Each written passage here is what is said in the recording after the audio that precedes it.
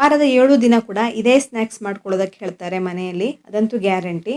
ಹೊರಗಡೆಯಿಂದ ಕ್ರಿಸ್ಪಿಯಾಗಿರುತ್ತೆ, ಒಳಗಡೆ ಸಾಫ್ಟ್ ಆಗಿರುತ್ತೆ. ಹೆಚ್ಚು ಎಣ್ಣೆ ಕೂಡ ಬಳಸ್ಕೊಳ್ಳಲ್ಲ ಇದನ್ನು ಮಾಡ್ಕೊಳ್ಳೋದಕ್ಕೆ. ಒಮ್ಮೆ ಮಾಡಿದರೆ ಮಕ್ಕಳು ಮಾತ್ರ ಅಲ್ಲ, ದೊಡ್ಡೋರು ಕೂಡ ಇದನ್ನೇ ಮಾಡ್ಕೊಳ್ಳೋದಕ್ಕೆ ಹೇಳ್ತಾರೆ. 2 ಆಲೂಗಡ್ಡೆ ಮಾಡಿದ ಈ ಮ್ಯಾಜಿಕನ್ನು ಹೇಗೆ ಮಾಡೋದು ಅಂತ ನೋಡೋಣ. ಹೆಲೋ ಫ್ರೆಂಡ್ಸ್, ನಮಸ್ತೆ. ಶ್ರೀ ಮ್ಯಾಜಿಕ್ ಕಿಚನ್ಗೆ ಸುಸ್ವಾಗತ. ನಾನು 2 ಆಲೂಗಡ್ಡೆನ ಬೇಯಿಸಿ ತೊಗೊಂಡಿದ್ದೀನಿ. ಕುಕ್ಕರಲ್ಲಿ ಬೇಯಿಸ್ಕೊಂಡಿರೋದು. 3 ವಿಷಲ್ ಹಾಕ್ಕೊಂಡಿದ್ದೀನಿ. ನೋಡಿ, ಈ ರೀತಿ ಚೆನ್ನಾಗಿ ಬೆಂದ ನಂತರ ಸಿಪ್ಪೆನೆಲ್ಲ ತೆಗೆದಿಟ್ಕೊಂಡಿದ್ದೀನಿ. ಸ್ವಲ್ಪ ಬಿಸಿ ಇರೋದ್ರಿಂದ ಇದನ್ನು ಸೈಡಲ್ಲಿ ಇಟ್ಟಿರ್ತೀನಿ.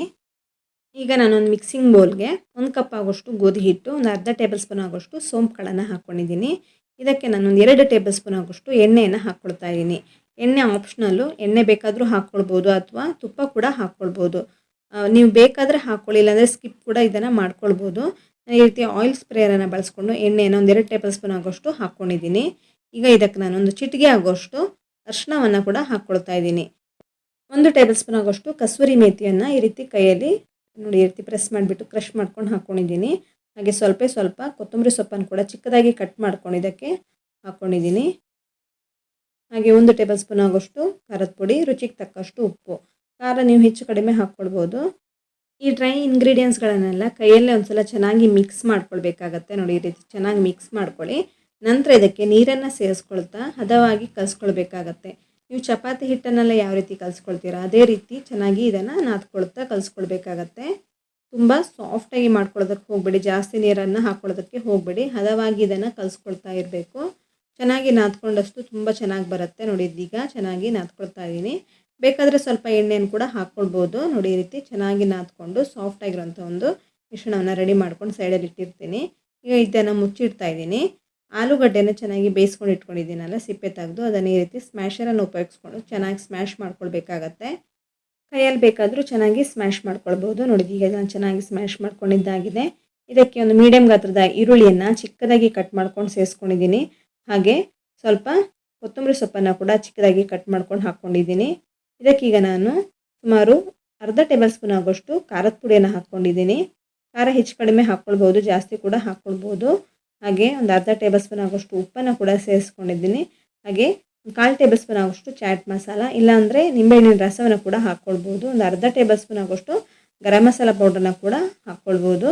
ಹಾಗೆ ಒಂದು ಅರ್ಧ ಟೇಬಲ್ ಸ್ಪೂನ್ ಆಗೋಷ್ಟು ಶುಂಠಿ ಬೆಳ್ಳುಳ್ಳಿ ಪೇಸ್ಟನ್ನು ಹಾಕ್ಕೊಂಡು ಇವಿಷ್ಟನ್ನು ಚೆನ್ನಾಗಿ ಕೈಯಲ್ಲಿ ನೋಡಿ ಈ ರೀತಿ ಮಿಕ್ಸ್ ಮಾಡ್ಕೊಳ್ಬೇಕಾಗತ್ತೆ. ಖಾರ ಎಲ್ಲ ಚೆನ್ನಾಗಿ ಸ್ಪ್ರೆಡ್ ಆಗಬೇಕು.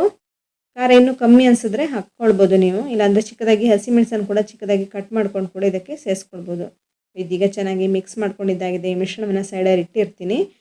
ಗೋಧಿ ಹಿಟ್ಟನ್ನು ಕಲಸಿಟ್ಟಿದ್ನಲ್ಲ, ಅದೊಂದು 5 ನಿಮಿಷ ಆಗಿದೆ. ಇದನ್ನೊಂದ್ಸಲ ನಾದ್ಕೊಂಡು ಚಪಾತಿ ಹಿಟ್ಟನ್ನೆಲ್ಲ ನೀವು ಯಾವ ರೀತಿ ಲಟ್ಟಿಸ್ಕೊಳ್ತೀರಾ ಅದೇ ರೀತಿ ಲಟ್ಟಿಸ್ಕೊಳ್ಬೇಕಾಗತ್ತೆ. ಅದಕ್ಕಿಂತ ಒಂದು ಸ್ವಲ್ಪ ದೊಡ್ಡ ಉಂಡೆನ ತೊಗೊಳ್ಳಿ. ನೋಡಿ, ಸ್ವಲ್ಪ ದೊಡ್ಡ ಸೈಜಲ್ಲಿ ಉಂಡೆಗಳನ್ನು ಮಾಡ್ಕೊಳ್ತಾ ಇದ್ದೀನಿ. ಈ ಹಂತದಲ್ಲಿ ಉಂಡೆಗಳನ್ನಾಗಿ ಮಾಡಿಕೊಂಡು ಇದನ್ನು ಲಟ್ಟಿಸ್ಕೊಳ್ಬೇಕಾಗತ್ತೆ. ನಯವಾಗಿ ಲಟ್ಟಿಸ್ಕೊಳ್ಬೇಕು. ಒಂದು ಚೂರು ಕ್ರ್ಯಾಕ್ಸ್ ಇಲ್ಲದಾಗಿ ಉಂಡೆಗಳನ್ನು ಮಾಡಿಕೊಂಡು ಸ್ವಲ್ಪ ಹಿಟ್ಟನ್ನು ತಾಗಿಸ್ಕೊಂಡು ಲಟ್ಟಿಸ್ಕೊಳ್ಳಿ, ಇಲ್ಲಾಂದ್ರೆ ಅಂಟ್ಕೊಂಡು ಬಿಡತ್ತೆ. ಈ ರೀತಿ ಚೆನ್ನಾಗಿ ನಾದ್ಕೊಳ್ಬೇಕು. ತುಂಬ ತೆಳ್ಳಗೆ ನಾದ್ಕೊಳ್ಳೋದಕ್ಕೆ ಹೋಗಬೇಡಿ, ತುಂಬ ದಪ್ಪನೇ ಬೇಡ, ಮೀಡಿಯಮ್ ಗಾತ್ರದಲ್ಲಿ ಇದನ್ನು ನಾದ್ಕೊಳ್ಬೇಕಾಗತ್ತೆ. ನೋಡಿ, ಈ ರೀತಿ ಲಟ್ಟಿಸ್ಕೊಳ್ಳಿ. ಈಗ ರೆಡಿ ಮಾಡ್ಕೊಂಡಂತಹ ಆಲೂಗಡ್ಡೆ ಮಿಶ್ರಣವನ್ನು ಮೇಲ್ಗಡೆ ಈ ರೀತಿ ಸ್ಪ್ರೆಡ್ ಮಾಡ್ಕೊಳ್ತಾ ಇದ್ದೀನಿ. ಅಗಲವಾಗಿ ಎಲ್ಲ ಕಡೆ ನೋಡಿ ಈ ರೀತಿ ಸ್ಪ್ರೆಡ್ ಮಾಡ್ಕೊಳ್ಬೇಕು, ಎಲ್ಲ ಕಡೆ ತಾಗಬೇಕು. ಈ ರೀತಿ ಅಗಲವಾಗಿ ಸ್ಪ್ರೆಡ್ ಮಾಡ್ಕೊಂಡ ನಂತರ ಇದನ್ನು ಮಡ್ಚ್ಕೊಳ್ತಾ ಬರಬೇಕು. ನೋಡಿ, ಈ ರೀತಿ ಚಾಪೆ ಮಡ್ಚ್ಕೊಂಡಾಗೆ ಮಡ್ಚ್ತಾ ಬರಬೇಕು. ಈ ರೀತಿ ರೋಲ್ ಮಾಡ್ಕೊಳ್ಳಿ. ನೀಟಾಗಿ ರೋಲ್ ಮಾಡಿಕೊಂಡು ಚೆನ್ನಾಗಿ ಲಾಕ್ ಮಾಡಿಕೊಂಡು ಇದನ್ನು ಕಟ್ ಮಾಡ್ಕೊಳ್ಬೇಕಾಗತ್ತೆ. ನೋಡಿ, ಎಲ್ಲವನ್ನು ಈಕ್ವಲ್ ಸೈಜಲ್ಲಿ ಕಟ್ ಮಾಡ್ಕೊಳ್ಳಿ. ಈ ಹದದಲ್ಲಿ ನೀಟಾಗಿ ಕಟ್ ಮಾಡ್ಕೊಳ್ತಾ ಇದ್ದೀನಿ ನಾನು. ಇದೇ ರೀತಿ ಉಳಿದಂತಹ ಮಿಶ್ರಣವನ್ನು ಕೂಡ ಮಾಡಿಕೊಂಡು ಕಟ್ ಮಾಡ್ಕೊಳ್ಬೇಕಾಗತ್ತೆ. ನಾನೀಗ ಒಂದು ಮಾಡಿ ತೋರಿಸ್ತಾ ಇದ್ದೀನಿ. ನೋಡಿ, ಈಗ ಒಂದೊಂದು ತೊಗೊಂಡು ಈ ರೀತಿ ಅಗಲ ಮಾಡ್ಕೊಳ್ಳಿ. ಕೈಯಲ್ಲಿ ಬೇಕಾದರೂ ಅಗಲ ಮಾಡ್ಕೊಳ್ಬೋದು ಅಥವಾ ಮಣೆ ಮೇಲೆ ಇಟ್ಕೊಂಡು ಈ ರೀತಿ ಅಗಲ ಮಾಡ್ಕೊಳ್ಬೋದು. ಸ್ವಲ್ಪ ಹಿಟ್ಟನ್ನು ತಾಗಿಸ್ಕೊಳ್ಬೋದು ಅಂಟ್ತಾ ಇದೆ ಅನಿಸಿದ್ರೆ, ಇಲ್ಲಾಂದರೆ ಹಾಗೇ ಮಾಡ್ಕೊಳ್ಬೋದು. ನೋಡಿ, ಈ ರೀತಿ ಅಗಲ ಮಾಡ್ಕೊಂಡು ಒಂದು ಪ್ಲೇಟಲ್ಲಿ ಇಟ್ಕೊಂಡಿರಿ. ನೋಡಿ, ಈ ರೀತಿ ಅಗಲ ಮಾಡ್ಕೊಳ್ಳಿ. ನೀವು ಬೇಕಾದರೆ ಸ್ಕ್ವೇರ್ ಶೇಪಲ್ಲಿ ಕೂಡ ಮಾಡ್ಕೊಳ್ಬೋದು ಅಥವಾ ರೌಂಡ್ ಶೇಪಲ್ಲಿ ಕೂಡ ಮಾಡ್ಕೊಳ್ಬೋದು. ನಿಮ್ಗೆ ಯಾವ್ದು ಇಷ್ಟನೋ ಆ ರೀತಿ ಮಾಡ್ಕೊಳ್ಳಿ. ಎಲ್ಲವನ್ನು ಮಾಡಿ ಒಂದು ಪ್ಲೇಟಲ್ಲಿ ಇಟ್ಕೊಂಡಿದ್ದೀನಿ. ಇದನ್ನೀಗ ನಾನು ಕಾಯಿಸ್ಕೊಳ್ತಾ ಇದ್ದೀನಿ.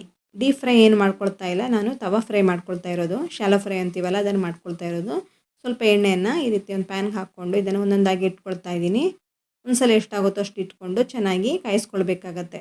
ಇದು ಹೊರಗಡೆಯಿಂದ ಕ್ರಿಸ್ಪಿಯಾಗಿ ಬರುತ್ತೆ, ಒಳಗಡೆ ಸಾಫ್ಟ್ ಆಗಿರುತ್ತೆ. ಯಾಕೆಂದರೆ ಆಲೂಗಡ್ಡೆನ ಹಾಕ್ಕೊಂಡಿರೋದ್ರಿಂದ ತುಂಬ ಸಾಫ್ಟಾಗಿ ಬರುತ್ತೆ ಒಳಗಡೆಯಿಂದ. ಹೊರಗಡೆ ಒಂದು ಲೇಯರು ಈ ಚಪಾತಿ ಹಿಟ್ಟು ಇರೋದ್ರಿಂದ ಕ್ರಿಸ್ಪಿಯಾಗಿ ಬರುತ್ತೆ.